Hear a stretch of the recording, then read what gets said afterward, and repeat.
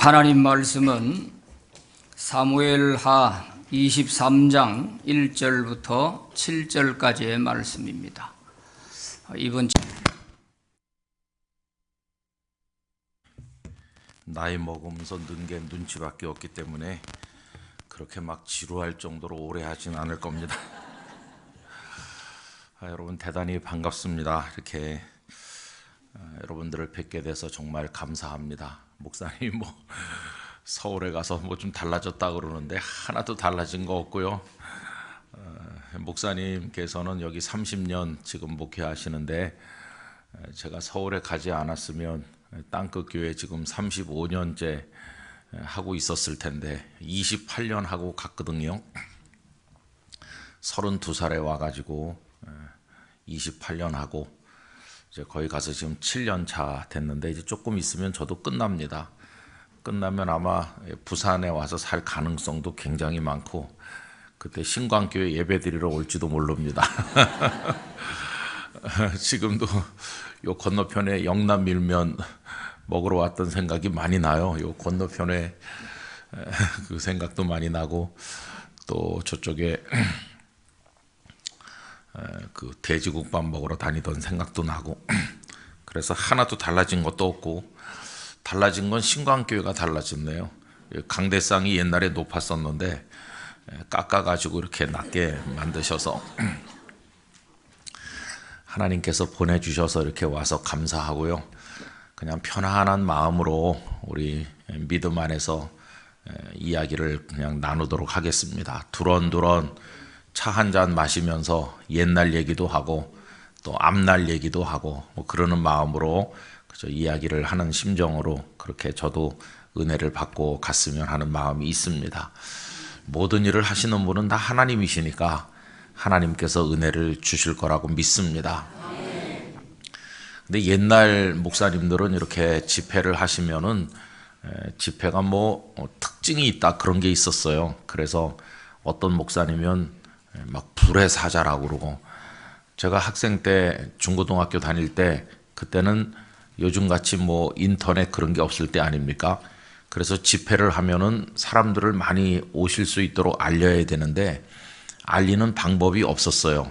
그래서 교회에서 약간 조잡스럽게 포스터를 제작합니다. 단색 포스터 빨갛게 만들기도 하고 이렇게 해서 거기다가 장소 또 일시 그다음에 제일 중요한 게 누가 강사로 오느냐 이래가지고 강사 이름을 큼지막하게 쓰고 그리고는 이제 그 강사를 좀 매력적으로 보이도록 선전을 해야 사람들이 오거든요. 그래서 주로 제일 많이 쓰는 게 막 불의 사자, 능력의 종, 홍길동 목사가 온다 이래가지고 포스터를 막 수백 장 만들어서 그거를 온 동네방네 남의 집 대문 앞에도 붙이고 전봇대에도 붙이고 붙이는 거예요. 풀칠해가지고 그런지 만들어가지고 교회 어른들이 저를 불러가지고 너 한 100장 붙여라. 그러면은 권사님들이 양동이에 풀 써준 거 그 풀 들어있는 양동이를 들고 또 그 붓 있잖아요. 붓 그거 하나 들고 조수가 있어야 됩니다. 풀칠을 쫙 해가지고 하면 쫙 붙이고 이렇게 혼자선 하기 좀 힘들고 2명, 3명 같이 다니는 건데 또 조수가 예쁜 여학생이면 더 좋고 하여튼 그래가지고 동네방네 다니면서 포스터 붙이고 했던 생각이 나거든요. 근데 그땐 뭘 잘 몰랐어요. 그냥 그렇게 하고는 저도 앞자리에 앉아서 집회에 참석을 하고 그랬었는데 그때 왜 목사님들마다 불의 종이라고 그러고 또 어떤 분은 말씀의 종이라고 그러고 그랬는지 잘 몰랐는데 제가 가만히 이렇게 목회를 하면서 보니까 그건 그냥 사람의 표현일 뿐입니다. 사람들이 볼 때 그렇게 보이는 것이고요. 성령님은 자유하시는 영이십니다. 그래서 불의 종 이렇게 쓴다고 그 목사님이 설교할 때는 불만 나타나는 게 아니에요. 성령님은 성령님의 뜻대로 역사하시는 겁니다. 그래서 이번에도 우리 각자에게 주시는 은혜가 다 있을 거라고 믿습니다. 그러니까 그냥 저는 이렇게 얘기를 해도 필요한 분에게 필요한 은혜가 임할 겁니다. 벌써 한 5, 6년 됐는데 거기 서울 영락교회 어떤 성도가 좀 어떤 지병이 있었던 것 같아요. 그래서 그분은 예배 시간에 앉아 있는 게 무척 힘들어서 1시간 앉아 있기가 대단히 고통스러운 그런 분이었습니다. 그런데 어느 날 그분이 이렇게 나가면서 예배 마치고 나가시면서 목사님 오늘 제가 고침 받았어요. 그러시는 거예요. 뭐 그거는 그분의 체험이니까 구체적으로 알 수는 없지만은 뜬금없이 고침 받았어요. 그러면서 나가셨어요. 근데 그날 설교가 무슨 질병의 치유 이런 데 관한 설교가 아니고 전혀 관계없는 주제로 말씀 나눈 것인데, 근데 그분은 전혀 다른 주제의 설교를 하는 날인데도 하나님께서는 그분들 고치는 은혜를 주신 거예요. 그래서 제가 깨달았습니다. 아, 이게 뭐 설교 주제가 정해져 있으니까 그날은 거기 관련된 은혜만 받는 건가? 그게 아니에요. 하나님께서는 우리 모든 걸 알고 계시기 때문에 하나님의 자유하시는 결정과 하나님의 능력에 따라서 우리에게 은혜를 주시는 겁니다. 며칠 전에도 이제 그분하고 대화할 시간이 있었는데 그때 이후로 지금 어떠냐 그랬더니 한 5, 6년 지났는데 멀쩡하시다는 거예요. 그래서 재발하지 아니하고 참 감사하죠, 그죠? 그러니까 우리가 이제 이렇게 예배하러 주일날 나올 때 어떤 사람은 또 삶의 문제가 다 있는 거고 어떤 사람은 영적인 문제가 있고 다양한 상태로 우리가 하나님 앞에 옵니다. 근데 하나님께서는 우리를 다양하게 이렇게 어루만져 주시는 거예요. 그래서 여러분 하나님의 은혜를 기대하는 마음으로 이 집회에 참여하기를 간절히 바랍니다. 제가 이번에 이렇게 오면서 어떤 말씀을 나눌까 이렇게 생각을 하는데 어느 날 성경을 쭉 읽는 가운데 이 말씀이 눈에 이렇게 들어오게 하셨어요. 그래서 시간 다양한 본문을 읽고 말씀드리지 않고 오늘 우리 목사님 봉독해 주신 요 7절 말씀을 5번에 나눠서 이 말씀을 좀 이렇게 분석적으로 생각을 했으면 좋겠다, 이런 마음을 가졌습니다. 근데 이제 오늘 말씀에 등장하는 인물은 다윗이지 않습니까? 그래서 그 다윗의 이야기 속으로 우리가 들어가서 이제 우리들의 이야기를 투영해 보는 방법으로 이 말씀을 생각해 보려고 합니다. 근데 여러분 우리가 하나님을 믿는다고 할 때 그게 뭘까요? 하나님을 믿는 거는 뭐 사도신경을 배워서 고백하는 거다. 하나님을 믿는 건 교리를 배우는 거다. 아니면 교회 다니면서 어떤 봉사나 이런 사역을 하는 거다. 뭐 여러 가지 얘기가 가능할 것 같아요. 근데 저는 우리가 하나님을 믿는다는 것을 한마디로 말하면 우리의 전생에, 우리의 모든 생애 처음부터 마지막까지, 시작부터 끝까지 전체를 하나님의 손에 맡겨서 하나님께서 우리를 만들어 가시는 그 과정에 우리가 참여하는 거, 그게 신앙이라고 생각합니다. 그러니까 우리들은 마치 미켈란젤로 같은 대작가가 그냥 돌덩어리를 이렇게 볼 때 돌멩이네 이렇게 보질 않죠. 다른 사람들은 그냥 바위 덩어리 이렇게 생각하지만 그 작가는 그 돌멩이를 보면서 그 속에서 삐의 딸을 볼 수도 있는 것이고 그 속에서 어떤 작품이 연상되는지 완성됐을 때의 그 작품을 바라보는 눈이 있는 거잖아요. 우리들은 하나님 앞에서 무가치한 돌멩이와 같았었는데 하나님께서 우리들을 사랑의 눈으로 이렇게 바라보시면 하나님의 우리를 향한 계획이 있는 거예요. 내가 너를 빚어 만들어서 그래서 너는 상상도 못할 아름다운 사람이 되게 해주겠다. 왜 내가 너에게 공력을 쏟고 애를 쓰느냐 하면은 너는 내 사람이기 때문이다. 내가 너를 지명하여 불렀나니 너는 내 것이다. 하나님 우리를 평생을 통해서 만지시는 거예요. 깎아내기도 하시고 이렇게 어루만지시기도 하시고 그래서 우리가 하나님의 손에 의해서 만들어져 가지고 우리 생애가 가장 아름답게 마무리될 수 있도록 축복해 주시는 분이라고 믿습니다. 그래서 여러분 오늘 우리의 현재 모습은 완성된 모습이 아니죠. 앞으로도 하나님께서 계속해서 다듬어 가실 것이고 뭔가를 하실 것이기 때문에 오늘 내 모습이 내 인생의 마지막 모습은 아닌 것이에요. 우리는 기대와 설렘을 가지고 앞으로 하나님께서 우리를 어떻게 만드실 것인가, 이런 기대를 가지고 흥분하게 되는 것이, 하나님의 손이 우리를 어떻게 만지실 것인지. 근데 이제 그런 걸 조망해 보기에 좋은 인물이 성경에 여러 사람 등장하죠. 예를 들면 요셉도 그런 분 중에 한 분입니다. 요셉이 태어나가지고 그래서 110세에 애굽에서 세상을 떠날 때까지의 이야기가 성경에 전부 다 나와 있으니까 요셉도 그의 시작부터 마침까지를 생각해 보기 좋은 인물이라고 할 수 있어요. 뭐 그런 인물들이 성경에 많이 있죠. 근데 그 중에서 정말 대표적인 사람 한 명을 꼽는다면 다윗이 아닌가, 그렇게 생각이 듭니다. 사무엘상 16장에 다윗의 이야기가 시작이 되는데, 그래서 그는 어린 목동으로부터 출발해가지고 성경에 등장하기 시작하죠. 그래가지고 나이 70세까지 그가 살았는데 그의 전생의 이야기가 상당히 자세하게 나와 있어요. 그리고 또 반복적으로 나와 있습니다. 사무엘상 16장부터 사무엘하까지 전부 다윗의 이야기고, 열왕기 상에 넘어가서도 앞부분에 다윗이 솔로몬에게 왕위를 넘겨주는 이야기가 나옵니다. 그리고 나서 또 반복적으로 나온다는 건 뭐냐 하면은 역대기에 가서도 다윗의 이야기가 또 나오고 있어요. 그리고 다윗의 이야기가 더 매력적인 건 뭐냐 하면은 단지 그의 삶에 관한 묘사만 있는 게 아니라 그의 고백이 많이 있다는 거예요, 성경에. 그의 고백은 특별히 시편 150개가 있는 그 시편 중에서 거의 절반이 다윗의 시편이거든요. 다윗의 기쁨, 다윗의 눈물, 다윗의 탄식, 다윗의 회개, 그 속에서 그의 인생의 위기, 그 위기 속에 역사하시는 하나님의 손길, 이런 게 적나라하게 나와 있어요. 근데 여러분, 어떤 한 사람의 인생을 이야기할 때 그냥 남들이 보고 묘사할 수도 있어요. 남들이 보고 묘사한 그런 걸 갖다가 전기라고 합니다. 전기. 그래서 뭐 이순신 장군의 전기, 남이 쓴 거죠. 남이 쓴 거. 그런데 한 사람의 인생을 보여주는 이야기에는 자서전이라는 것도 있어요.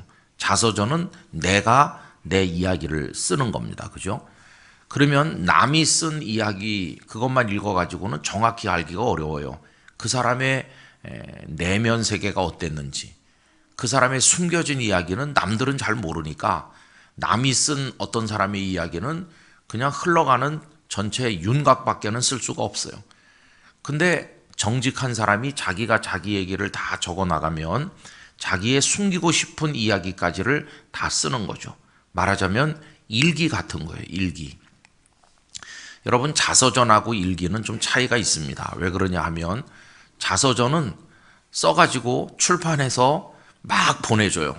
저도 교회에 있어 보면은 다양한 자서전이 많이 도착합니다. 물론 당연히 책가물을 내라고 하진 않아요.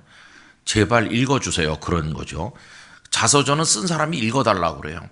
자기가 자기 얘기를 썼는데.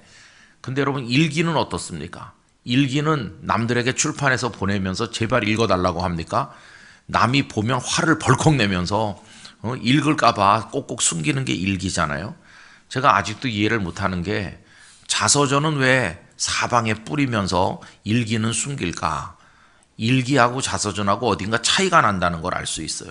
그러니까 그 자서전이 별로 믿을 게 못 된다는 증거입니다. 뭔가 숨기고 싶은 게 많았을 텐데 좋은 것만 골라 쓴 게 자서전이니까 자서전은 별로 그렇게 신통하다고 볼 수 없어요. 그래서 저는 일기가 오히려 훨씬 더 그 사람의 내면을 알 수 있는 거라고 생각하는데, 이 시편에 나와 있는 이야기는 다윗의 자서전이라기보다는 일기나 마찬가지, 일기. 특별히 시편 51편 같은 거는 밧세바와 간음을 하고 그 남편 우리야 장군을 치열한 전선에 내보내서 모압 사람들의 칼날에 맞아 죽게 만드는 진짜 극악무도한 악행을 저지른 거 아닙니까? 그리고는 나단 선지자의 책망을 받은 이후에 하나님 앞에 통곡하면서 회개하며 지은 시가 시편 51편이니까 말하자면 숨기고 싶은 부끄러운 상처죠. 근데도 시편에는 그런 게 다 적나라하게 나와 있어요. 그래서 성경의 여러 인물들이 시작부터 끝까지 한 사람의 생애를 조망하기에 좋지만 다윗만큼 그게 입체적으로 모두 드러나 있는 사람도 성경에 드물다 하는 걸 알 수 있어요. 물론 모세 같은 분도 그가 태어나서 바로의 궁궐에 들어가게 된 갓난아기 얘기부터 시작을 해가지고 120세 비스가산 꼭대기에서 가나안 땅을 조망한 다음에 세상 떠나는 120년의 이야기가 나와 있긴 하지만은 다윗에 비해서는 그렇게 그 내면 세계까지 일일이 나와 있지는 않아요. 시편 전체에 모세의 기도가 딱 하나 있죠. 시편 90편에. 근데 그거는 그냥 모세의 기도로 나와 있고 한 편뿐이죠. 그래서 저는 요번에 한 사람의 인생을 조망하면서 거기 우리 인생을 이렇게 빗대 가지고 하나님의 은혜의 손길을 묵상하는 데는 다윗만한 사람이 없겠다 하는 생각이 들어서 이번에는 다윗을 이제 생각을 좀 해보려고 합니다. 그 다윗이 하나님을 찬양하는 사람이 됐는데 우리들도 다윗과 함께 하나님을 찬양하는 성도가 된 입장에서 여기 사무엘하 23장 1절로 7절까지 말씀을 좀 나눴으면 그런 마음을 가지고 있어요. 이제 오늘은 시작하는 그 첫날인데 그래서 이번 집회는요 마치 드라마처럼 이어지는 거예요. 그러니까 중간에 안 보면 안 되잖아요. 그러니까 내일 새벽에도 오셔야 되는 거예요. 그래가지고 또 그 다음에 저녁으로 이어지고 아슬아슬할 때 딱 끝나잖아요 드라마가. 저도 오늘 아슬아슬할 때 끝나려고 그러는데 잘 될진 모르겠어요. 어쨌든 그래서 여러분 이 5번 말씀을 통해서 우리 다윗을 얘기하지만 그 다윗의 이야기에서 우리 각자의 이야기를 발견할 수 있기를 원합니다. 다윗을 사랑하신 하나님의 이야기가 나를 사랑하신 하나님 이야기고 다윗을 꾸짖으시는 하나님이 나를 꾸짖는 하나님이시고 다윗에게 복을 주시는 하나님이 나에게 복 주시는 하나님이고 그래서 나를 그 속에 집어넣어 가지고 같이 생각을 해보는 것이에요. 그래서 여러분 우리 인생을 한번 조망해보는 시간이 되길 원합니다. 날마다 내 인생을 그냥 허둥대면서 사니까 나의 인생을 이렇게 전체적으로 볼 기회가 잘 없는데 이번에는 한번 그렇게 봤으면 해요. 저는 기차 타고 가는 걸 참 좋아합니다. 운전을 하면 앞만 봐야 되기 때문에 옆을 잘 못 보는데 기차를 타면 마음껏 창밖을 볼 수 있어요. 그런 의미에서 KTX를 별로 안 좋아합니다.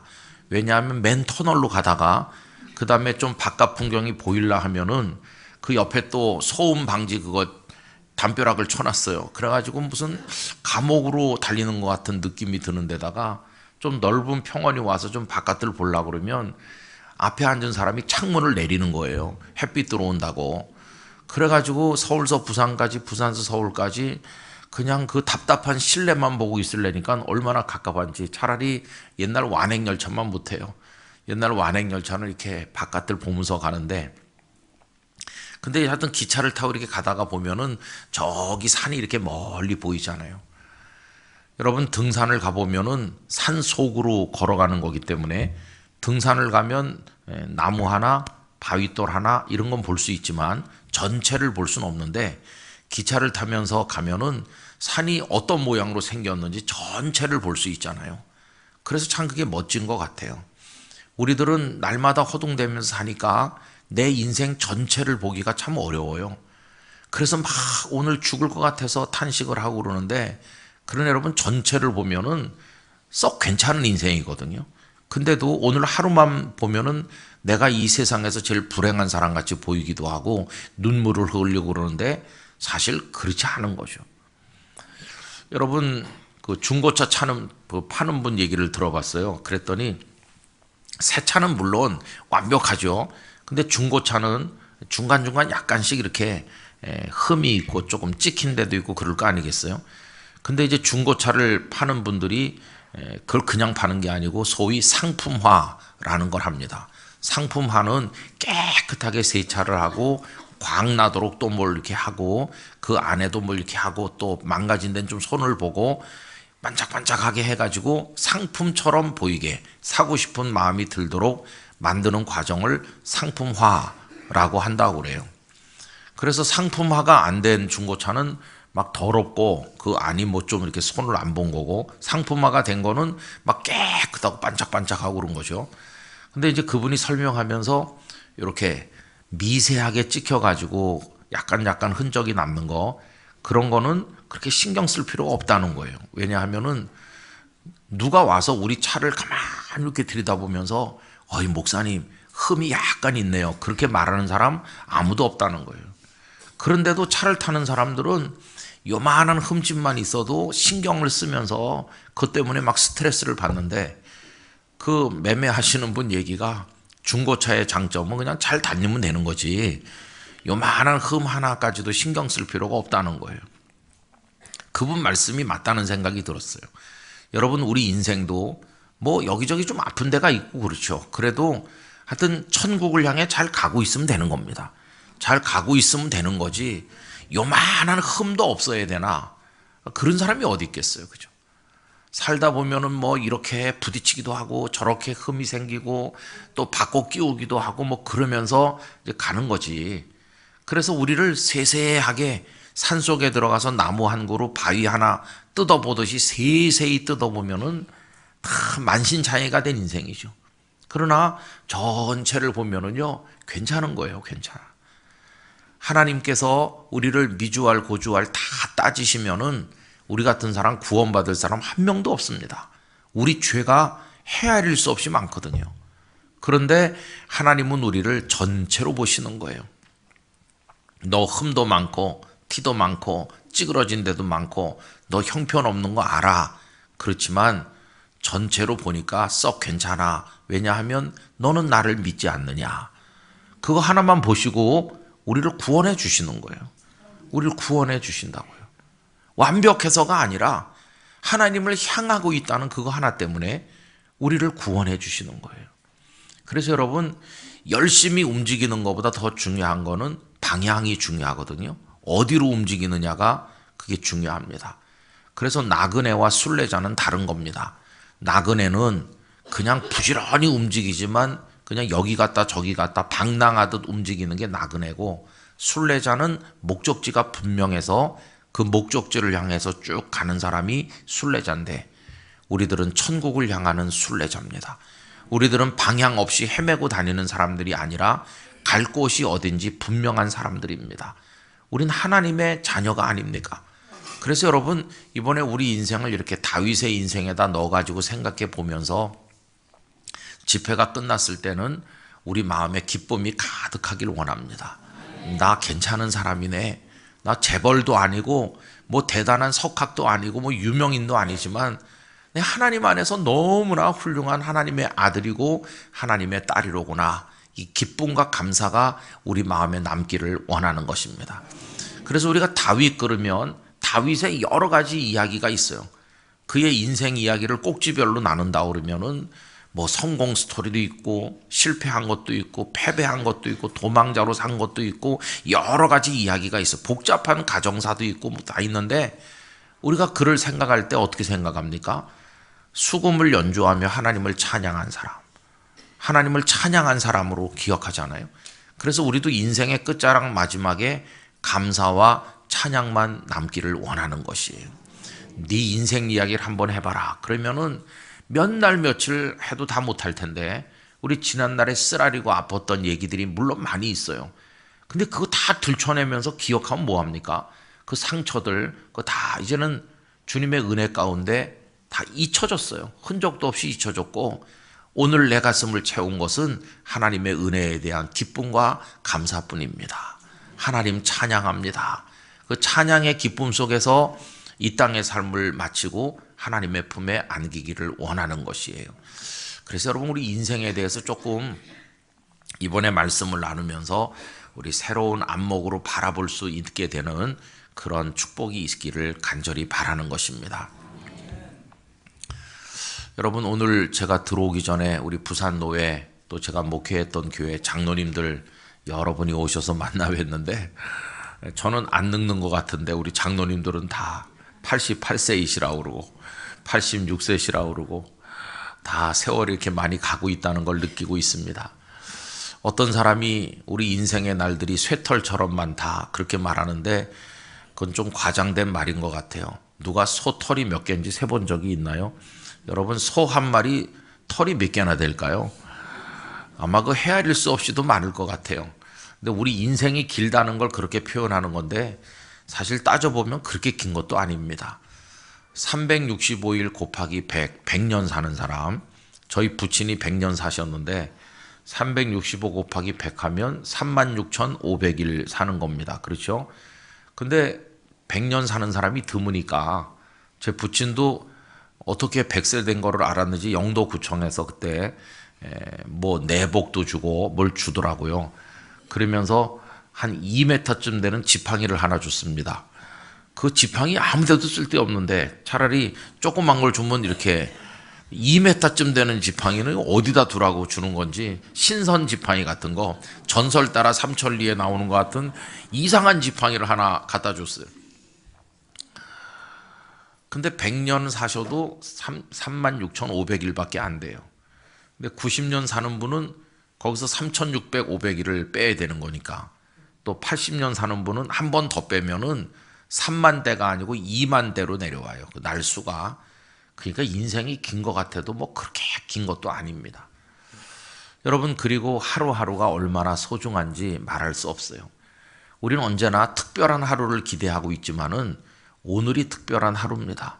오늘이 특별한 하루인데 왜 그러냐 하면 두 가지 표현에 있어서 특별한 하루입니다.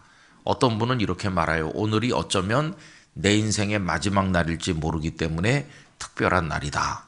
그 말도 맞는 말이에요. 그렇죠? 오늘이 마지막 날일지 모르니까 특별한 날이죠. 저는 전에는 그런 생각을 안 했었는데 요 근간에 들어와서 그런 생각이 갑자기 들었어요. 뭐냐 하면은 설교를 잘해야 되겠구나. 왜 그러냐 하면 어쩌면 여기 앉아 계신 성도들이 이 설교를 생애 마지막으로 듣는 설교일 수도 있으니까 설교를 쓸데없는 얘기나 세상 돌아가는 얘기나 해서는 안 되겠구나. 꼭 하나님 이야기를 해야 되겠구나 생각이 들었어요. 이게 마지막 설교라고 했을 때 그분이 주님을 맞이할 수 있는 믿음의 준비가 되도록 하는 설교래야지 잡다한 뭐 정치 얘기니 이런 거나 하다가 끝나가지고는 안 될 거 아니겠어요. 여러분, 어쨌든 오늘이 우리 인생의 마지막 날일지 모르니까 오늘은 특별한 날인데 매일매일이 그런 날이죠. 그 다음에 또 반대로 말하는 수도 있어요. 어떤 분은 이렇게 말하더라고요. 오늘은 나의 남은 인생의 첫날이기 때문에 특별하다. 그 말도 맞는 말이에요. 앞으로 남아있는 나의 인생이 있는데 그 인생의 첫날이 오늘이니까 오늘 시작을 잘해야 되잖아요. 첫 단추를 잘 꿰야 되는 거니까 오늘이 첫날이라고 생각하면은 오늘이 특별한 날이죠. 근데 여러분, 매일매일이 특별한 날입니다. 왜 그러냐 하면 우리가 오늘이라고 부르는 이 날이 어제는 우리가 내일이라고 불렀었어요. 근데 어제 우리들처럼 내일이 오면 하고 말했던 사람이 지구촌에 많은데 그들 중에는 오늘을 맞이하지 못하고 어젯밤이 지나가는 동안에 세상을 떠난 사람들이 얼마나 많습니까? 그러니까 우리가 오늘이라고 부르는 이 시간을 맞이하지 못한 사람이 엄청나게 많은 거예요. 그러니까 우리는 아침을 맞이할 때마다 오늘 대단히 특별한 날을 하나님 안에서 맞이했다는 걸 기억해야 됩니다. 그런 날들이 쭉 이어져 가지고 한 사람의 인생이 되는 거죠. 근데 그 인생을 이제 그 수많은 날들을 우리가 맞이하면서 보내게 되는데 그 인생의 모습은 계속 달라져요. 처음에는 갓난아기였습니다. 갓난아기로 그 날을 맞이했어요. 그러다가 나중엔 어린이로 자라고 나중엔 청소년이 되고 나중에는 젊은이가 돼서 결혼도 하고 이렇게 하다가 중장년을 보내고 노년기를 맞이하면서 우리 생애가 이렇게 마무리가 되는 건데 똑같은 하루에 24시간이 우리에게 주어지지만 그 우리 인생의 나이에 따라서 그 인생을 맞이하는 그 양상과 그 인생을 채우는 내용이 달라지는 거죠. 어렸을 때는 주로 공부하는 것이 많이 우리 인생을 채우는 거고 중장년이 되면 사회활동을 함으로써 또 채우는 거고 뭐 그런 거 아닙니까? 노년이 되면 삶의 원숙함 속에서 하나님의 은혜를 바라보면서 인생을 멋지게 마무리하기 위한 마침표를 찍듯이 문장을 다 쓰고 마지막에 마침표를 찍듯이 그런 기도가 필요한 때가 또 노년기기도 한 거 아니겠어요? 어쨌든 그러면서 우리 인생이 이렇게 쭉 가요. 그래 저는 이제 성경을 하루에 몇 장씩 끊어서 읽으면은 다윗 같은 인물의 인생이 토막토막 나는 것 같아서 가끔씩은 통으로 읽는 게 중요하다. 사무엘상 16장부터 열왕기상 그 2장 다윗이 세상을 떠날 때까지를 몇십 장을 쫙 이렇게 붙여서 읽으면은 그의 인생 전체가 이렇게 기차 타고 가면서 산을 바라보듯이 조망되는 거죠. 여러분, 하나님은 다윗의 일생 전체를 뭐라고 평가하셨을까요? 하나님께서는 그가 흠도 많고 실수도 많고 그랬음에도 불구하고 그를 존귀한 인생을 살았다고 전체를 보시면서 평가하신 걸 볼 수 있습니다. 나중에 우리 인생도 하나님 앞에 쭉 펼쳐놓게 될 텐데 하나님 앞에 부끄러운 거 너무나도 많은 우리 인생이지만 하나님께서 우리를 보시고 괜찮았어, 내 아들 딸 다웠어 라고 말씀해 주시면서 우리를 하나님의 품에 안아주시기를 간절히 원하는 것이에요. 여러분, 그런 은혜를 우리에게 주실 줄 믿습니다. 자, 그럼 이제 다윗의 인생을 그 앞부분부터 우리가 생각을 해야 되는데 오늘 이제 그 첫 시간인데요. 오늘 말씀은 다윗이 마지막 말이라고 그러면서 한 것이죠. 여러분, 오늘 본문 1절에 보시면 이는 그 다음에 나오는 이야기는 다윗의 마지막 말이라. 그러니까 오늘 읽은 7절까지 말씀이 다윗의 마지막 말이라는 거예요. 우리가 이 땅에 태어나서 얼마나 많은 말을 했으며 또 지금 하고 있으며 또 앞으로도 하게 될까요? 뭐 헤아릴 수 없는 말을 많이 했어요. 안 했어야 될 말도 그 중에는 많이 들어있는 거고 의미가 없는 말도 많이 한 거고 꼭 필요한 말, 하나님께 영광되고 상처 입은 사람의 인생을 세워주는 덕이 되는 말은 그 중에 얼마나 되는지는 잘 모르겠어요. 어쨌든 많은 말을 하는데 다윗도 다를 바가 없겠죠. 그런데 그 많은 말 중에 마지막 말이라는 거예요. 이 마지막 말이라는 게 얼마나 무게를 가지고 우리에게 다가옵니까? 야, 이게 다윗의 마지막 말이야? 그러면서 그냥 흘려보낼 수가 없는 거죠. 그런데 이제 어떻게 시작이 되고 있습니까? 이렇게 시작돼요. 이새의 아들 다윗이 말하며, 이제 시작하는데 나 다윗은 이새의 아들이다, 이렇게 시작하는 거예요. 그래서 여러분, 오늘 첫날 저녁 설교 제목을 이새의 아들로 정한 것이에요. 이새의 아들. 이새의 아들이라고 하면은 뭐 당연히 아버지가 이새니까 이새의 아들이라고 할 텐데 그 속에 담긴 어떤 의미, 어떤 신학적인 그런 내용들 혹은 그의 인생을 느껴보게 만드는 요소들이 그 이새의 아들이라는 말 속에 고스란히 담겨 있어요. 이새의 아들은 다윗만 있었던 것은 아닙니다. 이새의 아들이 여러 명이에요. 제가 이제 신학대학원에 입학시험을 치려고 갔는데 성경종합고사라는 걸 그때 쳤습니다.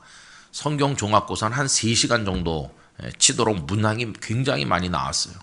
요절을 쓰는 게, 외워서 쓰는 게 한 20개 있고, 그 다음에 또 오지선다형이 한 200문제 이상 나오고, 그 다음에 또 뭐 단답형도 있고, 뭐 하여튼 다양한 유형의 문제들이 출제가 돼요. 그래서 이제 그거를 입학할 때 붙는 사람도 있고, 못 붙는 사람은 하여튼 언제까지 그걸 못 붙으면은 학년을 올라갈 수가 없고, 어떤 사람은 졸업을 못하고 뒤로 밀리기도 하고, 성경 종합고사가 옛날에 그랬었어요. 요새는 좀 달라진 것 같아요. 그 성경 종합고사를 치고 있는데 오지선다형 문제가 출제됐어요. 그 중에 하나가 뭐냐 하면 이새의 아들이 몇 명입니까? 5개 중에 하나를 고르는 거잖아요. 근데 뭐 동그라미 보기가 5개 나오는데 1번 5명, 2번 6명 뭐 이렇게 해가지고 쭉 나오더라고요. 그래서 제가 그 옆에다가 이렇게 썼어요. 문제가 잘못 출제되었습니다.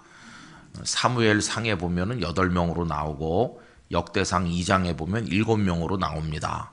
다음엔 이런 문제를 내지 않았으면 좋겠습니다. 이렇게 썼어요. 근데 여러분, 사무엘상 16장에 보면은 사무엘이 베들레헴을 방문합니다.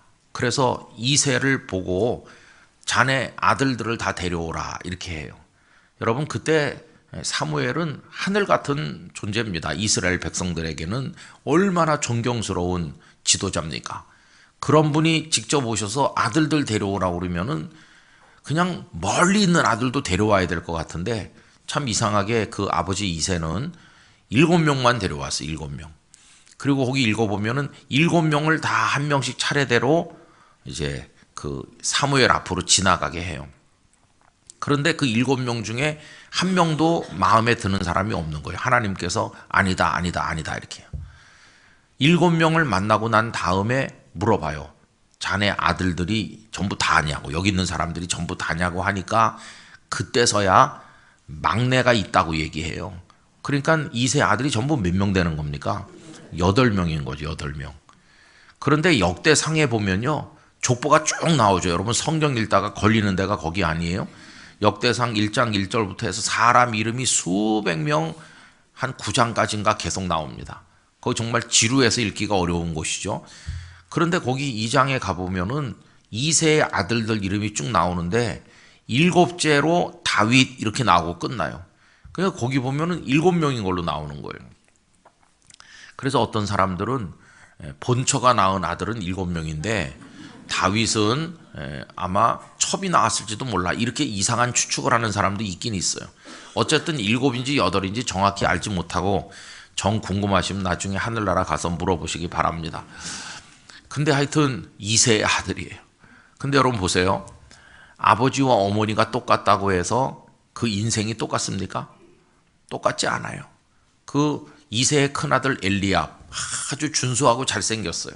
얼마나 기상이 뛰어나고 잘생기고 그런지 그 지도자 사무엘도 엘리압을 보자마자 홀딱 반합니다. 첫눈에 반한다는 게 그거예요. 아, 하나님 택한 사람이구나, 엘리압. 근데 하나님께서 뭐라고 하십니까? 아니라고. 사람은 외모를 보거니와 나는 중심을 본다. 그 말씀이 거기서 나오는 거예요. 엘리압이 얼마나 잘생기고 훌륭해 보이는지 사무엘 같은 사람도 홀딱 넘어갈 정도로, 한눈에 반할 정도로 대단했는데 아니라는 거예요. 여러분, 엘리압은 그런 조건을 가지고 누가 봐도 마음을 빼앗길 정도로 매력 있는 사람이었지만은 그의 인생에는 뭐 별로 위대한 일이 없었던 것 같아요. 그 이후로 엘리압은 그 다음 장 17장에 한 번 더 나옵니다. 어떻게 나오냐 하면은 형들이 전쟁터에 3명 나갔거든요. 그래서 아버지가 너 가서 형들 잘 있는지 보고 와라. 그래서 다윗이 전쟁터에 가지 않습니까? 가서 보니까 골리앗이 블레셋의 장군 나와가지고 하나님을 모독하고 이스라엘 백성들을 막 겁을 주고 그러고 있잖아요. 모두가 다 숨어가지고 벌벌 떨고 있는 거죠. 근데 기름 부음 받은 이후로 다윗에게는 하나님의 영이 충만했기 때문에 그는 하나님의 영 안에서 거룩한 분노를 느끼고 골리앗과 싸울 생각을 하는 거죠. 그런 마음을 가지고 있는 거를 엘리압이 알아챘어요. 그리고 그 형 엘리압이 얼마나 다윗을 모욕하면서 야단을 치는지 몰라요. 네가 전쟁터가 무슨 구경하는 데인 줄 아느냐 그러면서 막 야단치는 거죠. 여러분, 말이 형님이지 아버지보다 더 무서워요. 왜냐하면 제일 큰 형님하고 막내 아닙니까? 나이 차이도 많이 나고. 그런 맏형님이 엘리압이었어요. 근데 전 그 엘리압이 진짜 비겁하다고 생각합니다. 왜 그러냐 하면은 막 동생을 야단을 치긴 했는데 그래도 다윗이 물매를 들고 골리앗을 향해 나가잖아요. 그럼 그 형이 봤을 거 아닙니까? 그러면은 그냥 보고 있으면 되는 건가요? 만류하다가 안 됐으면은 뛰쳐나가서 야, 내가 싸울 테니까 너는 저리 가라 그러면서 골리앗 앞으로 나가는 게 그게 형다운 거 아닙니까? 그런데 거기 형이 셋이나 있었는데 막내가 죽으러 나가는 것처럼 보이는데도 한 명도 막내 대신 싸우겠다고 나온 형들이 없어요. 그러니까 다윗의 형들은 진짜 형이라고 말하기도 어려운 사람들이에요. 나중에 다윗이 두각을 나타내고 그래서 장군이 되고 뭐 하니까 다 이제 거기 이렇게 빌붙어서 사는 거지. 같은 아버지 어머니 밑에서 태어났지만 그들은 진짜 그 인생의 존재 가치가 별로 그렇게 나타나 있지 않아요. 그래서 여러분, 조건이 똑같다고 해서 인생도 똑같은 건 아닙니다. 저는 분명히 생각하기를 하나님의 복을 받아야 돼요. 조건에 상관없이 하나님이 붙드시는 사람이 의미 있는 인생을 사는 것이에요. 가치 있는 인생을 사는 거예요. 무슨 금수저로 태어나가지고 조건이 좋다고 그 인생이 다 값진 인생이냐? 그렇지 않아요. 인생을 평가하는 것은 돈이 많으냐 공부를 많이 이런 걸로 평가하는 게 아니라 하나님이 평가하시는 게 훌륭하면 그 사람이 성공한 겁니다. 비록 가난할지라도, 비록 부족한 게 많을지라도 하나님이 너 최고다 그러면 그게 최고인 것이거든요. 근데 그 조건이 결정하는 게 아니고 하나님과 연결된 은혜가 있어야 되는 것이에요. 그런 의미에서 오늘 이 자리에 있는 우리 모두는 하나님의 손에 붙들리기를 원하는 것입니다. 그는 2세의 아들인데 아무것도 덕보는 게 없어요. 그냥 막내로 태어나가지고 형들에게 꾸지람 듣고, 심지어는 사무엘이 왔는데도 아버지가 부르지도 않을 정도로 그냥 들판에서 양이나 먹이는 천덕꾸러기 취급받으면서 그게 그의 인생의 출발점이었어요. 더군다나 2세는 베들레헴 사람 아닙니까? 여러분, 베들레헴은 아주 작은 동네예요. 예수님의 탄생하신 곳이 베들레헴인데 미가서 5장 2절에 보면 베들레헴 에브라다야 네가 작을지라도 이렇게 나오잖아요. 그러니까 미가 선지자도 베들레헴을 조그만 동네라고 그랬어요. 그러니까 거기 무슨 뭐 대단한 게 있겠습니까? 요즘 우리식으로 말하면 저 강원도 도매산골 벽천 뭐 그런 거나 비슷해요. 그런 조그만 동네 출신으로 형들에게는 그냥 맨날 꾸중이나 듣고, 아버지도 뭐 별로 대단하게 생각하지도 않고 양이나 먹이면서 그렇게 그냥 들판이나 누비던 그런 인생이에요. 더군다나 2세의 아들 이거는요, 그 속에 혐오하면서 경멸하는 의미도 들어있어요. 여러분, 나중에 그가 이제 군대 장군이 되고 두각을 나타내고 이스라엘 백성들에게 인기가 있어서 사울은 천천히요 다윗은 만만이다 이러면서 백성들이 다윗을 막 이렇게 했잖아요. 그때 가장 두려워한 사람들은 사울 왕이죠. 그를 정적으로 여기면서 이제 다윗을 제거하려고 했잖아요. 마지막에는 자기 딸과 결혼을 시켜서 그걸로 어떻게 좀 해보려고 그랬는데 그것도 잘 안 되니까 노골적으로 자객을 보내서 이제 죽이려고 하잖아요. 그러고 있을 때 사울의 아들 요나단은 다윗과 깊은 우정을 가졌고 다윗을 자기 생명같이 사랑했다고 나와 있어요. 그래서 이제 요나단이 자기 아버지 앞에서 다윗을 변호하는 거예요. 아버지, 다윗이 잘못한 게 뭐가 있느냐고. 다윗이 우리 나라를 위해서나 아버지를 위해서 얼마나 많은 공헌을 하고 그가 이렇게 공로가 많은데 왜 다윗을 그렇게 하십니까? 라고 요나단이 다윗 편을 들잖아요. 그랬더니 이 사울이 화가 머리끝까지 나가지고 자기 아들 요나단을 저주하고 그러는 얘기를 하는데 거기서 뭐라고 말하느냐 하면은 2세의 아들 이렇게 얘기합니다. 그러니까 다윗이라는 이름을 부르지 않고 2세의 아들 이렇게 부르는 거예요. 그때 2세의 아들이라고 왕이 부를 때는 그 속에 한없는 경멸과 멸시가 담겨 있는 거예요. 여러분, 나중에 이제 그 사무엘 그 상 25장에 가면은 다윗과 같이 다니던 사람들이 양식이 떨어져 가지고 어렵게 됐어요. 그래서 나봇이라고 하는 아주 뻣뻣한 부자에게 이제 보내가지고 양식을 좀 구걸하잖아요. 물론 그 전에 나봇이 양털 깎을 때 다윗의 사람들이 가서 지켜주는 은혜를 베풀었죠. 그래서 먹을 거를 좀 달라고 요청을 했는데 그 나봇이 다윗을 멸시하잖아요. 다윗의 그 심부름 온 사람들 앞에서 다윗은 누구며 2세의 아들은 누구냐 이렇게 말해요. 여러분, 그냥 다윗이 누군데 내가 먹을 걸 주겠느냐 이렇게 해도 될 것 같은데 2세의 아들이라는 말을 그 뒤에 붙이는 거예요. 그래서 이렇게 쭉 읽어보면은 2세의 아들이라고 하는 이 표현은 그 당시 다윗을 적대시했던 사람들이 그를 멸시할 때, 그를 경멸할 때 사용했던 어떤 그런 뉘앙스가 있는 표현이라는 걸 알 수 있어요. 여기 지금 다윗이 자기를 2세의 아들 다윗이라고 할 때 이거는 뭐 굉장히 명예롭고 훌륭한 의미로 말하는 게 아니에요. 그냥 혈연 관계로 말하면 아버지가 누구냐 굳이 묻는다면 2세입니다. 이렇게 나는 다 대답하겠어요 하는 거지만 2세의 아들 다윗이라고 하는 건 풀어서 말하면 이런 겁니다. 나는 아버지도 그렇게 훌륭하지도 않습니다. 나는 인생의 출발점이 너무나도 보잘것없었습니다. 내 배경이 돼줄 만한 게 아무것도 없었습니다. 나는 정말 밑바닥에서 맨 땅에 헤딩하는 식으로 날 지탱해 줄 사람도 아무도 없고 나는 그냥 빈손으로 무일푼으로 출발했습니다. 그런 얘기가 여기 지금 2세의 아들 다윗이라고 하는 것이. 그래서 그의 인생의 스토리 시작이 이세의 아들에서 시작했다고 하는 게 참 많은 것을 우리에게 알려주는 것이죠. 우리 신강교회 성도들의 출발점은 어떠십니까? 당신 누구 집안 누구 아들입니까? 라고 누가 물을 때 예, 우리 집안은 뭐 우리 증조부는 누구이시고 뭐 그 다음에 우리 할아버지께서는 뭘 역임하셨고 이런 거 내보일 만한 사람이 몇 명 있겠어. 대부분이 다 뭐 그저 족보를 따져가지고 우리 조상님들 중에 고을 사또라도 한 사람 한 명 있으면 양반 족보다 그러지 그게 무슨 의미가 있겠어요. 대부분의 사람은 다 보잘것없는 내보일 게 없는 그런 사람이죠.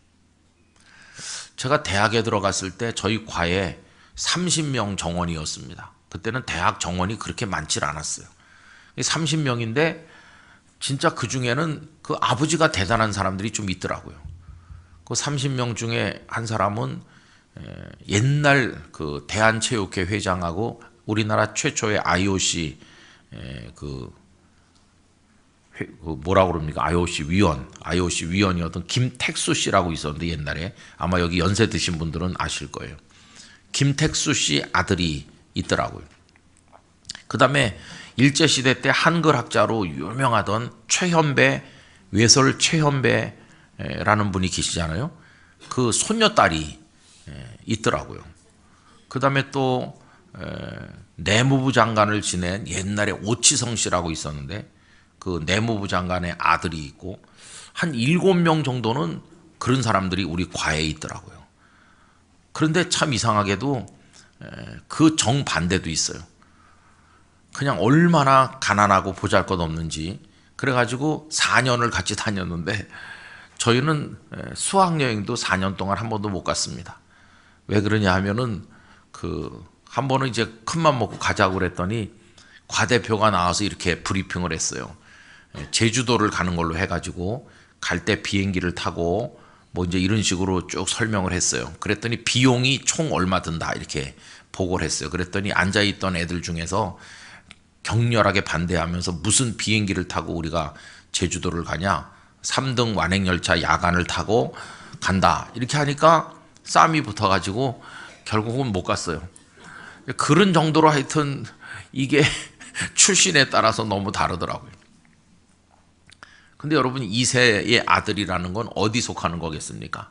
아무것도 내보일 게 없는 것이에요. 그렇게 시작했어요. 그렇게. 근데 여러분 보세요.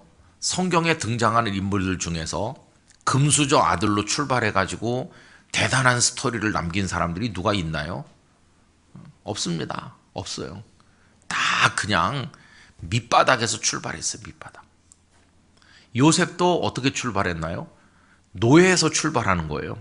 물론 그 아버지 야곱이 12아들 중에서 11번째 아들인 요셉을 사랑했고 채색 옷을 입혔고 뭐 이렇게 했지만은 애굽에 도착했을 때는 그냥 밑바닥에서 하는 거예요. 한번 생각을 해보세요.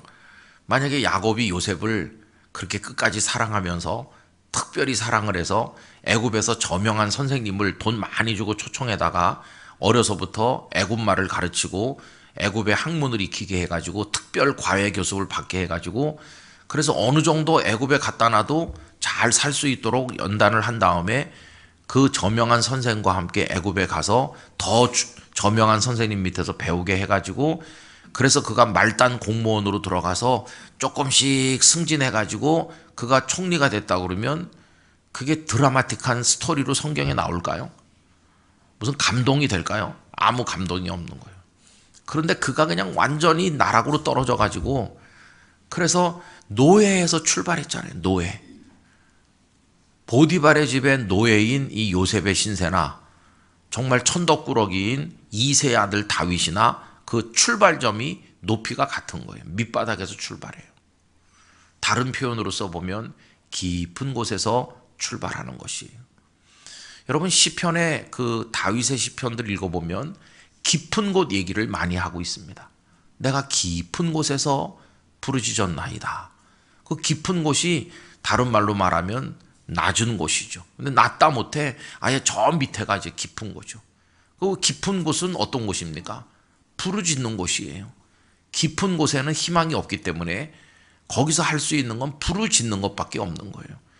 깊은 곳에서 부르짖는 인생은 어떤 인생입니까? 하나님의 은혜가 아니면 살 수 없는 인생이라는 것이에요.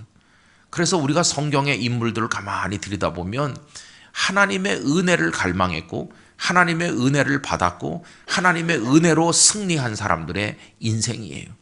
그래서 그들 보고 당신 인생을 얘기해 보세요. 그러면은 자기 인생을 얘기하지만 결국은 누구 이야기를 하는 것이 될까요? 자신을 그렇게 이끌어 주신, 은혜를 베푸신 하나님의 이야기가 되는 것이에요. 여러분, 성경에 위대한 인물들이 많이 있지만은 사실은 그들을 위대하다고 말하는 것도 죄가 될지도 몰라요. 왜냐하면은 그들이 위대해서 위대한 인물은 없는 것이에요. 위대한 분을 얘기한다면 하나님 한 분만이 위대하십니다. 하나님 한 분만이 위대하시고 나머지 모든 사람, 대단한 업적을 남기고 많은 일을 했던 모세 같은 인물이라 할지라도 하나님의 손이 붙들지 않았으면 미디안에 그냥 목자로 인생이 끝났을 사람이에요. 그 누구도 하나님의 손을 벗어나서 아름답게 세워질 사람은 없습니다. 전적으로 하나님의 은혜를 받지 않으면 안 되는 거죠. 그래서 성경은 전부 밑바닥에서 출발하는 이야기를 왜 우리에게 보여주는가? 그것은 하나님이 돋보이시도록 하기 위한 것이에요. 하나님이 영광 받으셔야 되는 거니까. 그래서 여러분, 이 이야기의 구조는 참 매력적이라고 할 수 있어요. 두 가지 점에서 매력적입니다. 하나는 우리와 닮았으니까, 우리도 밑바닥에 있으니까, 우리도 작으니까. 그래서 우리 이야기와 닮았기 때문에 이 이야기는 매력이 있는 것이고, 두 번째로 이렇게 이야기하는 게 매력적인 것은 그 결과로 하나님만 영광 받으실 것이기 때문에 이 이야기는 매력적인 것이에요.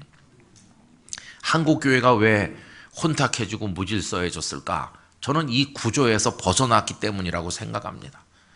그래서 자기가 훌륭하다고 말하는 사람 많아요. 하나님의 은혜로 됐다고 말하지 않고 자기가 훌륭하다는 식으로 말하는 사람이 많아지면서 한국교회는 부패하기 시작한 것입니다. 그리고 그 결론이 하나님이 영광을 받으시는 게 아니라 특정한 사람이 하나님의 자리에 앉는 거죠. 그게 얼마나 한국교회를 영적으로 타락시켰나 하는 것을 우리가 깨닫게 되는 거죠. 그런데 이 다윗의 이야기는 그렇지 않아요. 이새의 아들에서 시작하는 겁니다. 여러분, 모든 복음의 구조 자체가 그래요. 여러분, 복음이 어디서 출발합니까? 죄인이, 희망 없는 죄인, 어떤 죄인입니까? 이미 죽은 것이나 진배 없는 죄인이죠. 이미 심판을 받은 희망 없는 우리 죄인인데 그 죄인을 구원하셔서 의롭다고 인정해 주시고 하나님의 존귀한 아들과 딸로 만들어 주시고 영원한 천국에 주님 옆에 서게 해 주시는 거니까 이거야말로 밑바닥에서 올라가는 거 아닙니까? 복음 자체가 그런 거예요. 복음의 구조 자체가.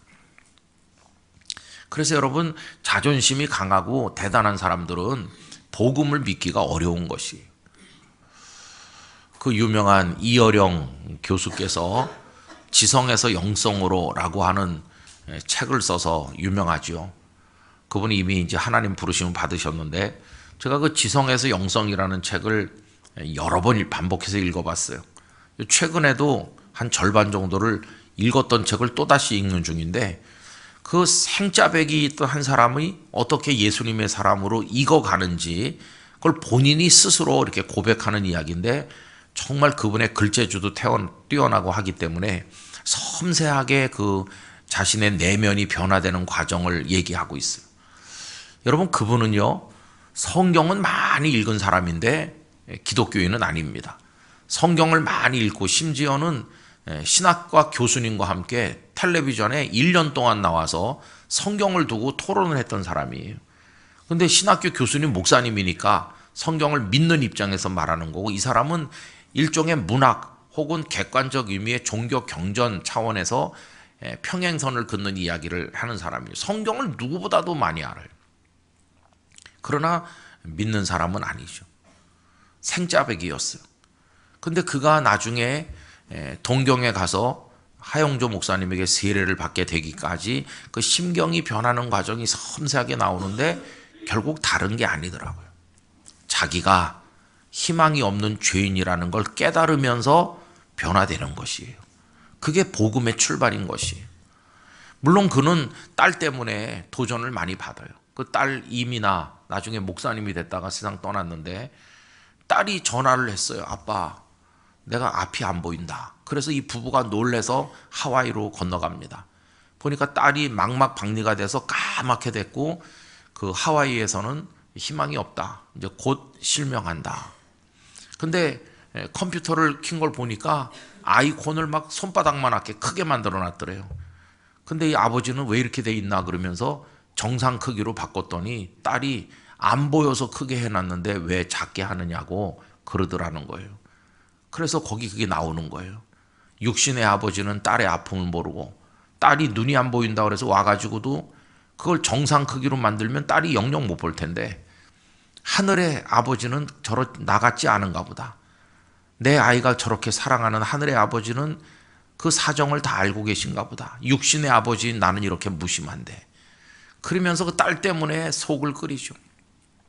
그러면서 한국에 가면 수술할 길이 있을지 모르니까 가자. 그래가지고 이제 한국에 데리고 와서 병원에 수속을 해가지고 어떻게 희망이 있나 해가지고 데리고 갔는데 한국 의사가 하는 말이 망막박리가 아닙니다. 이렇게 말하는 거예요. 실명하지 않는다고, 멀쩡하다고. 그럼 그 하와이에서 여기 오는 동안에 뭐 잘못됐나? 심지어는 이렇게 물어봤대요. 그 의사가 말을 워낙 빨리 해서 영어를 제대로 못 알아들은 거 아니냐? 이렇게 물어보기도 했다고 그래요. 근데 그게 하나님의 능력으로 고침받은 거예요.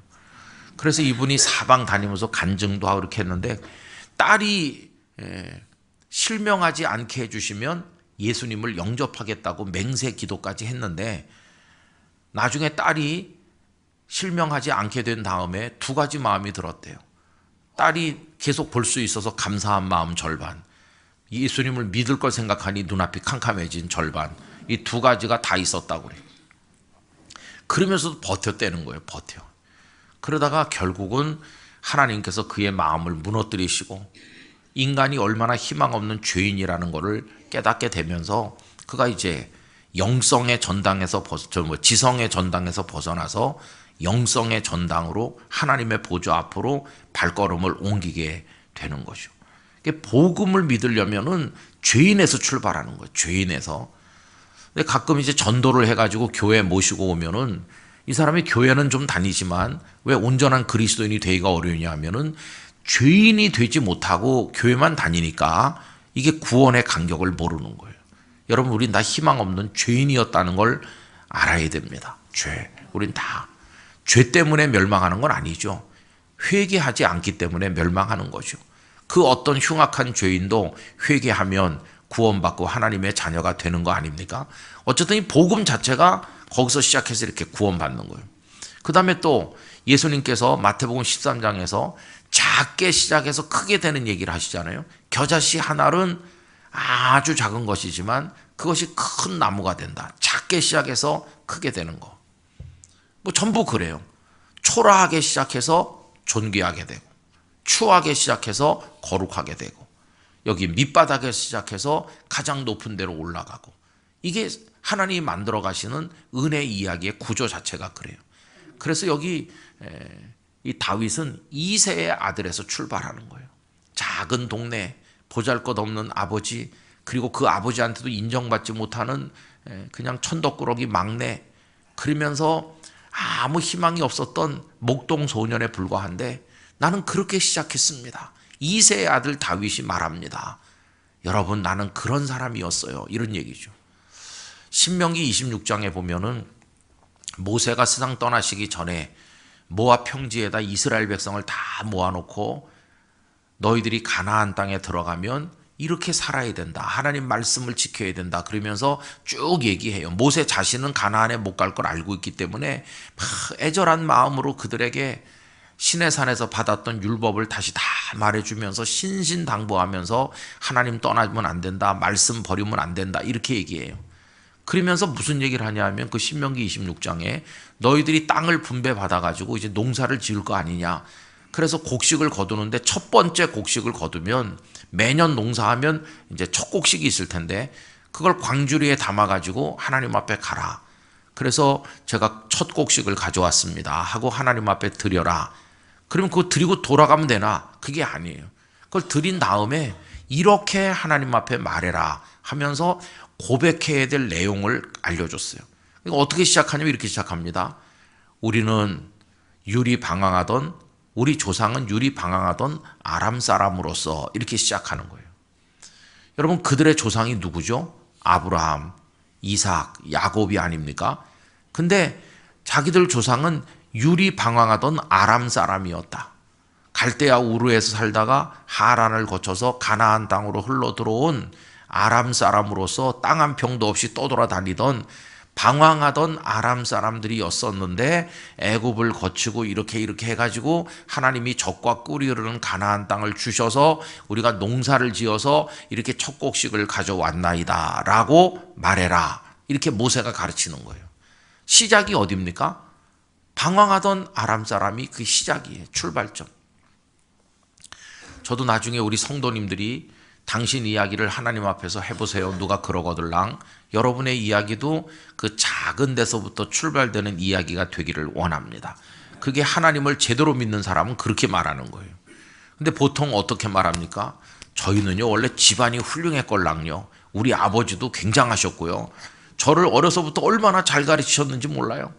이런 식으로 시작하는 사람은 하나님의 은혜를 모르는 사람이에요.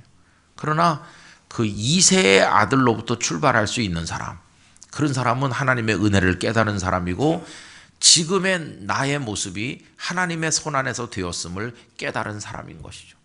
그게 자기 인생 이야기면서 동시에 그의 인생을 그렇게 빚어 만들어 가신 하나님의 은혜 이야기가 되는 거 아니겠어요?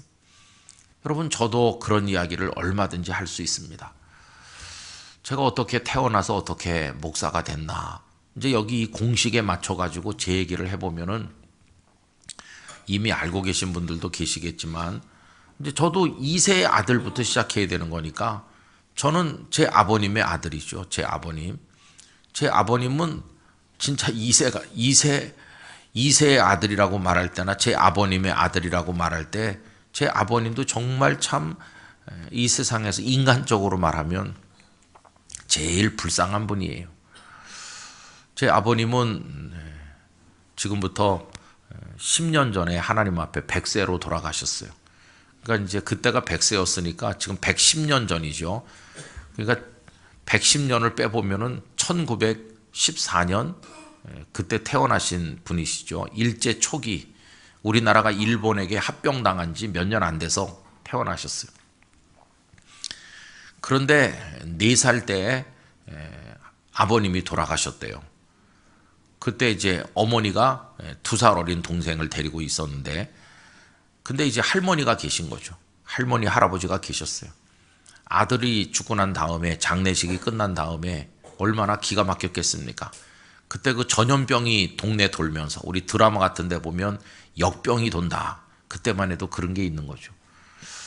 근데 그 할머니가 사무엘 마펫이라고 평양신학교를 세우신 선교사님에게 세례를 받고 예수님을 믿고 있었는데 이제 그 며느리를 부른 거예요. 그 며느리가 그때 22살, 저희 아버님의 어머니시죠. 불러가지고 내가 교회에서 성경 말씀을 들어보니까 나옴이라는 할머니가 있었는데 아들들이 죽은 다음에 그 며느리 둘을 끼고 산 게 아니라 친정에 보내는 얘기가 나오더라. 그런데 한 며느리는 갔고 한 며느리는 남았다고 하더라. 나도 그래서 너를 친정에 보내려고 한다.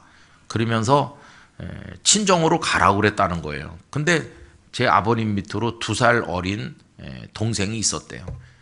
근데 2명씩 다 데리고 가면은 재혼하는데 어려우니까 그냥 어린 녀석은 데리고 가고 4살짜리는 내가 키울 테니까 두고 가라.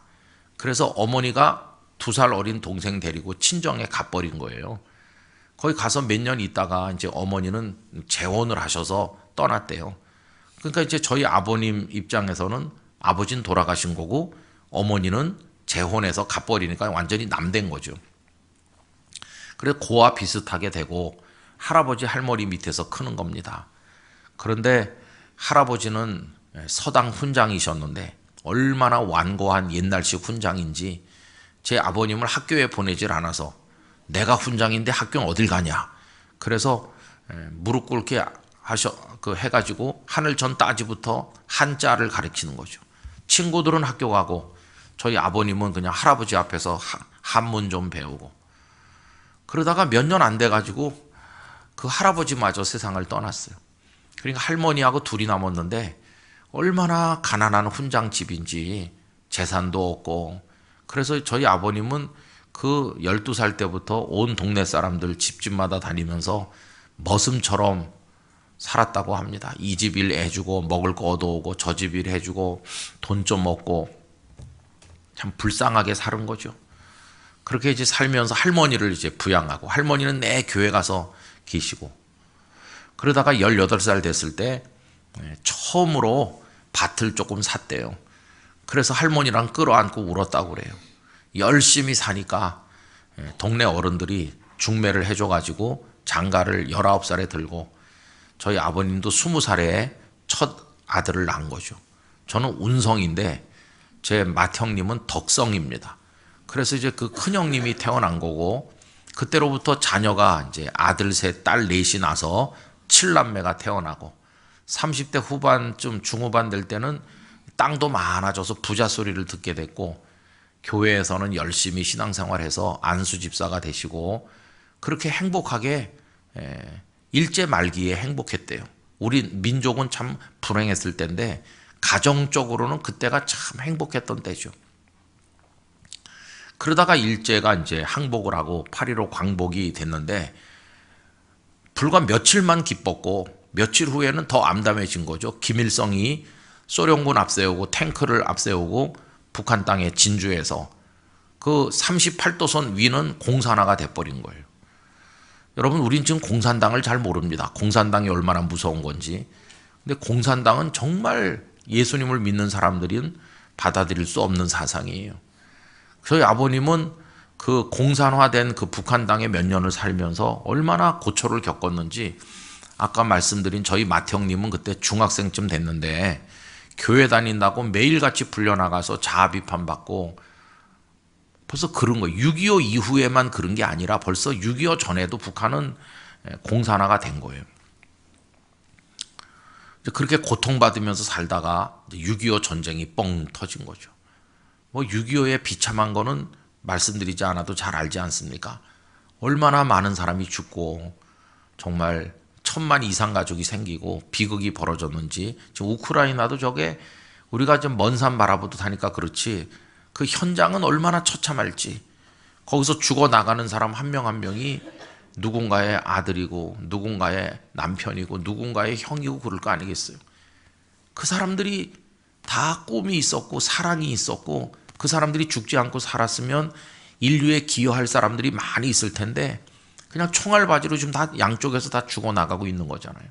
저 푸틴 같은 사람은 정말 무서운 심판을 받을 겁니다. 그래서 저희 아버님도 이제 고초를 많이 겪었어요. 그러다가 1951년 그때 이제 일사후퇴가 있었죠. 유엔군과 국군이 압록강까지 올라가서 이제 거의 다 통일이 되는 듯 했는데 20만 명의 중공군이 이제 인해 전술로 개입하면서 후퇴하게 된 게 1951년 1월 4일이거든요. 그때 이제 다시 후퇴해가지고 남쪽으로 밀려 내려왔는데 그때 많은 북한에 살던 주민들이 남쪽으로 내려왔죠. 근데 저희 아버님은 가족하고 떨어져서 어딜 가 있다가 일사후퇴를 만난 거예요. 그래서 저희 아버님도 그때 밀려 내려왔는데 할머니도 아내도 7남매도 한 명도 못 데리고 내려온 거예요. 그래서 완전히 여기서 혼자 떠돌아 다니시고 폐인같이 떠돌아 다니신 거죠. 저보다도 젊어서는 등치가 더 크시고 힘도 더 세시고 그랬던 아버님이신데 대꼬챙이 같이 말라가지고 주머니에 돈도 하나도 없고 아는 사람도 없는 남쪽에 와서 이 집 저 집에 가서 얻어먹다시피 하면서 죽지 못해서 하루에도 수십 번 죽고 싶은데 예수님을 믿는 사람은 스스로 포기하면 안 된다고 그래서 그냥 모진 목숨이 이어져 나가고 있었다고 그래요. 그 고초는 뭐 이루다 말할 수가 없죠. 그러다가 이제 친척 어른을 만났더니 친척 어른이 너 이렇게 살면 큰일 난다 그러면서 이제 휴전선이 가로막혔고 다시 북한에 갈 희망이 없으니까 여기서 다시 새 출발해야 된다. 그래서 다시 결혼을 해서 아이를 낳고 살아야 된다. 하도 옆에서 권하니까 저희 아버님이 다시 재혼을 하신 거예요. 하나도 기쁘지도 않은 이상한 결혼을 한 거죠. 그래서 그때 남원에서 그 친척 어른을 만났는데 저 서울에 올라가서 살겠습니다. 그래서 충무로, 중구 충무로 2가 16번지 거기다 천막을 치고 천막 안에다 방을 한 칸 들여가지고 거기서 이제 두 분이 산 거죠. 그러면서 자판 같이 깔고 구멍가게 같이 아무것도 가진 게 없으니까 그렇게 이제 시작을 하신 거예요. 근데 거기서 영락교회가 아주 가까운 곳에 있는 거죠. 그때 영락교회는 한경직 목사님이 오셔서 계셨고 1945년 12월에 영락교회가 세워졌는데 6.25가 나던 날이 주일이라는 거 여러분 아시죠? 1950년 6월 25일이 주일입니다. 주일 새벽에 기습 남침을 한 거거든요. 인민군이. 근데 그 6월 25일 주보가 교회 주보가 남아 있어요.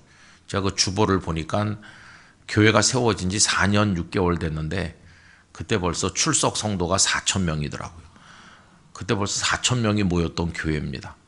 강신명 목사님이 세문안교회 나중에 담임 목사님이셨던 그분이 이제 동사 목사로 같이 목회하시면서 저희 아버님도 이제 그 6.25 이후에 그 교회 다니는 거죠. 이북에서 피난 내려온 사람들이 그 교회에 많이 모여 있었어요. 그러면서 거기서 저를 낳으신 거죠. 제가 영락교회에서 태어났습니다. 태어나서 거기서 구멍가게 하시고 그렇게 사는 거죠. 저희 집에 흑백 사진 아버님이 저를 안고 그 천막 가게 앞에서 찍은 사진이 한 2장 남아 있어요. 진짜 조그만 천막이더라고요. 그 안에서 제가 태어난 거고 지금은 이제 다 거기가 도로로 확장되고 해서 태어난 곳이 흔적도 없고 이제 없어진 건데 그리고 이제 제가 2살이 됐을 때 이제 제 어머니께서 제 동생을 낳았어요. 동생을 이제 아침에 낳고 점심 때 돌아가셨어요. 그러니까 그때는 뭐 병원에서 낳는 것도 아니니까 해산할 때 좀 어려운 일이 있어가지고 그래서 어머니가 돌아가신 거예요. 그 조그만 천막 방 안에 2살짜리 제가 있고 아침에 태어난 피덩이가 있고 낮에 돌아간 어머니 시신이 누워 있고 저희 아버님은 그런 걸 겪었어요. 근데 영락교회 성도들이 와서 어머니 장례를 해드렸는데 그 어머니 무덤을 알질 못해요. 제가 영락교회 간 다음에 장로님들이 어머니 무덤 찾아주겠다고 백방으로 노력을 했는데 그게 벌써 영락교회 옛날 묘지가 돼가지고 찾기가 어려운 거죠. 어머니 묘지도 모르는 사람이 됐습니다. 그리고 이제 제 동생은 이제 그날 어머니 돌아가신 날 그 근처에 살던 친척이 와가지고 형님 우리 부부는 아기를 못 낳는 몸인데 그 피덩이 우리 주면 안 되냐고 형님이 키울 처지도 못 되니까 그래서 그 집에서 데려가가지고 제 동생은 그 집의 아들로 됐어요. 그리고 가버리고 아버님은 슬픔 속에서 저 하나 데리고 이렇게 있었는데 얼마 후에 이제 지나가던 어떤 분이 소개를 해갖고 제 어머니가 오신 거죠. 그 어머니가 저를 보더니 내가 얘를 키워서 목사 되게 하겠습니다. 그러면서 오신 거죠. 제 아버님이 저한테 여러 번 말했습니다. 네 엄마는 날 보고 온 게 아니라 널 보고 온 거라고. 널 키워서 목사 되게 하겠다고 왔다. 이렇게 많이 말씀했어요. 여러분 이제 누가 저보고 목사님 인생을 한번 말해보세요. 그러면은요. 저도 이렇게 시작하는 거예요. 2세의 아들 다윗 이렇게 시작하듯이 저도 그런 참혹한 인생의 이야기를 가진 정말 아무것도 없는 어떤 의미로 2세보다 더 초라하고 더 어려운 그런 제 아버님의 아들로 이 땅에 태어난 거죠. 태어나서 2살 만에 생모께서 돌아가신 것이고 전 생모와 제 어머니 관계도 몰랐어요. 저희 아버님이 말하지 않기 때문에 전혀 모르고 저를 키워준 어머니가 당연히 생모이신 줄 알고 그렇게 살다가 이제 15살 됐을 때 중학생 때 그걸 처음 전혀 모르는 누군가의 입을 통해서 알게 됐어요. 굉장히 충격받고 한동안 당황도 하고 그랬었는데 그래도 하나님께서 말씀으로 저를 위로해 주시고 그 제 동생 그 남의 집에 간 동생이 있잖아요. 걔도 이제 근처에 살았는데도 몰랐어요. 걔는 언제 알았냐면 대학교 4학년 때 걔를 키워준 어머니가 돌아가셔서 장례식하고 내려올 때 제 옆에 앉았는데 말해줬어요.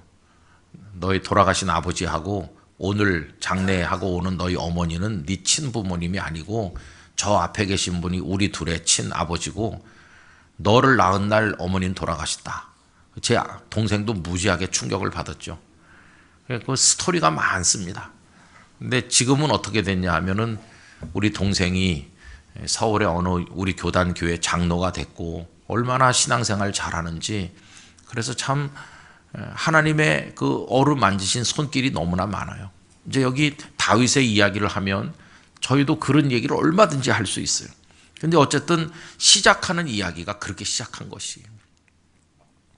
이새의 아들 다윗으로 출발한 것처럼 저도 그렇게 출발해가지고 그 어머니의 저를 키워주신 어머니의 눈물겨운 기도와 사랑으로 하나님께서 그런 분들을 통해서 은혜를 주시고 저를 연단하시고 훈련시켜서 정말 아무것도 모르던 저를 목사가 되게 하시고 그리고 제가 우리 땅끝 교회에 오게 되는 이야기도 정말 오기가 어려웠었는데 서울에서만 살던 제가 부산에 오는 게 이게 참 잘 안 되는 건데 하나님께서 저희 아버님을 통해 어리석은 저를 깨우쳐 주시고 그래서 영도 중앙교회 와가지고 얼마나 많은 사랑을 받으면서 살았는지 여러분 우리들의 이야기 속에 그런 하나님의 손길이 녹아 있는 것이에요. 오늘 저녁에 집에 돌아가시면 여러분들의 인생을 한번 반추해 보시기를 바랍니다. 사느라고 바빠서 지금까지 어떻게 살았는지 생각해 볼 겨를도 잘 없었고 그냥 정신없이 어떤 땐 내가 열심히 노력해서 된 것처럼 생각하기도 하면서 그렇게 사실 때도 있을 거예요.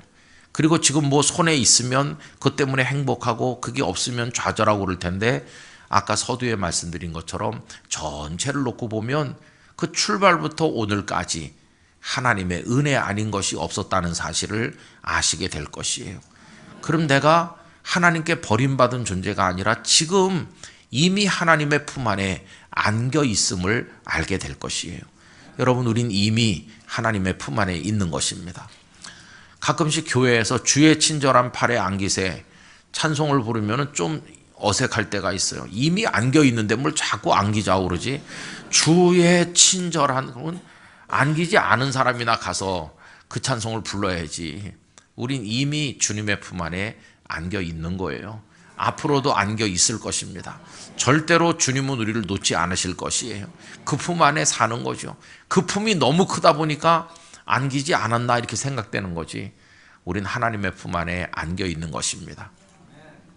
오늘 저녁에 우리가 여기 지금 이렇게 모였는데 제가 여기 있고 성도님들이 이 자리에 계신 것도 하나님께서 이끄신 것이에요. 우리 스스로의 판단과 결정에 따라서 된 게 아무것도 없는 것이에요. 그래서 저는 이거 철저히 믿습니다. 다윗의 인생을 붙드신 하나님, 우리 인생 붙들고 계시는 것이고 그의 인생을 이끌어 가신 하나님, 우리도 지금 하나님께서 우리 인생을 이끌고 가고 계신 중이고 두려워할 거 아무것도 없다. 다윗이 시편 곳곳에서 여호와 하나님은 나의 힘이시다. 나의 방패이시고 산성이시고 계속 얘기하잖아요. 여러분 하나님은 우리에게도 그런 분이신 줄로 믿습니다. 그러므로 그 하나님 안에서 우리들의 남은 인생도 펼쳐질 걸 생각하면 두려워할 거 아무것도 없어요. 언제나 하나님을 찬송할 게 그게 우리의 사명이라는 것을 알게 되는 것입니다. 나의 힘이 되신 여호와여 내가 주를 사랑하나이다. 다윗처럼 고백하면서 우리 성도님 한 분 한 분이 그런 모습으로 살아가시게 되기를 간절히 축원하는 것입니다. 신앙생활은 그래서 뭐 어떤 기도원의 부흥 집회 가서 막 박수 치면서 성령이 오셨네 이렇게 찬송 부르고 가슴이 좀 뜨거워지는 것 같으면 은혜를 받은 거고 내려가서 버스 서로 타려고 싸우다가 화나면은 은혜를 쏟은 거고 그런 게 아니에요. 옛날에 그 이천성 목사님 한쪽 다리 나무 다리 해가지고 대단한 목사님이 있었잖아요. 그 목사님은 욕을 해도 은혜를 다 받고 그래서 얼마나 입이 걸고 욕을 많이 하는지 저도 거기 제법 많이 다녔는데 그 목사님 막 험한 욕을 많이 하는데도 그 꽉 차게 앉은 기도원 강당에 앉은 성도들이 막 욕을 해도 아멘 그러고 진짜 요새 볼 수 없는 희한한 광경이었어요. 그래서 거기서 예배 드리고 나면은요, 다 성령님이 막 진짜 넘쳐가지고 바깥으로 흐를 것 같은 그런 느낌을 받는데, 그때는 버스가 춘천에서 서울로 가는 거, 그거 도로 외길이거든요. 시외버스. 그걸 타야 서울로 가는 겁니다. 은혜 충만한 성도들이 도로가에 내려오면은 얼마나 싸우는지 몰라요. 버스에 서로 올라가려고 싸우고 막 거기서 삿대질하고 막 잡아뜯고, 아까 성령이 오셨네 하던 사람이 아니에요. 성령이 가셨네가 되는 거지. 여러분, 그런다고 신앙이 성장하는 게 아니고, 가만히 생각해 보면 그냥 인생 전체가 부흥회인 것이에요. 인생 전체가 주님 앞에 있는 것이고, 제가 얼마 전에 어떤 목사님의 설교를 들었는데 경건이 뭐냐를 참 기가 막히게 설명하더라고요. 경건이 뭘까요? 성경책 45도로 들고 걸음도 천천히 걷고 말도 예 이렇게 하면 경건한 건가요? 그분은 경건을 간단하고 명확하게 설명하더라고요. 경건은 그 단어를 풀어보거나 여러 가지 번역을 다 볼 때 하나님이 계심, 그게 경건이라는 거예요. 하나님께서 내 인생에 계심, 그럼 하나님이 내 인생에 계심을 내가 인정하는 게 그게 경건인 것이에요. 하나님이 나와 함께 계시는데 내가 이렇게 악한 일을 할 수 있나? 할 수 없지. 그 사람은 경건한 사람이고, 멋대로 사는 사람은 하나님을 부인하는 거잖아요. 하나님께서 그의 인생에 안 계시는 거죠. 그게 불경건이라는 것이에요. 그래서 우리는 모든 인생의 과정 속에서 하나님과 함께 걸어가는 것입니다. 오늘도 그런 하루고 내일도 그런 하루가 될 줄로 믿고, 우리 인생이 마무리되는 그 순간에도 하나님은 우리와 함께 계실 줄 믿는 것입니다. 그래서 우리 인생 전체가 비록 시작은 이세의 아들로 출발했지만 나중은 어떻게 위대하게 되고 존귀하게 되는 것인지, 여러분 그걸 생각해 보면 가슴이 뛰는 것이죠. 아, 하나님 날 그렇게 사랑하시는구나. 여러분 그 기쁨과 감격이 여러분 안에 충만하시기를 간절히 축원합니다. 이제 요만큼 하고 드라마는 이제 또 다음으로 이제 이어져야 되는 것이니까 내일 새벽에 여러분들 오셔서 그 다음 이야기를 같이 나누도록 하겠습니다. 여러분의 인생 전체에 하나님의 은혜가 함께 하실 줄 믿습니다. 그 하나님께 여러분을 맡기고 살아가시기를 주님 이름으로 축복합니다. 다 같이 기도하도록 하겠습니다. 거룩하시고 사랑이 많으신 아버지 하나님, 감사와 찬송과 영광을 올려드립니다. 우리 신광교회를 사랑하시고 양 목사님을 통해 긴 세월 말씀으로 목양하게 하시고, 오늘 저녁에 저희들이 모여서 다윗의 인생 속에서 나타나신 하나님 이야기를 나누게 해주셔서 감사합니다. 작게 시작했고 낮게 시작했고 초라하게 시작했고 보잘것없이 시작해도 아름답고 귀하게 완성시켜 나가시는 하나님의 손끝을 바라보는 눈을 가지게 하여 주시옵시고, 우리 인생의 마지막에 감사와 기쁨만 남게 하여 주시옵소서. 다윗의 하나님, 저희의 하나님이신 줄 믿습니다. 신광교회 성도들의 하나님이신 줄 믿습니다. 아버지, 저희들을 붙들어 주시옵소서. 모든 영광을 아버지께 올려드리며 예수님 이름으로 기도 올리옵나이다. 아멘.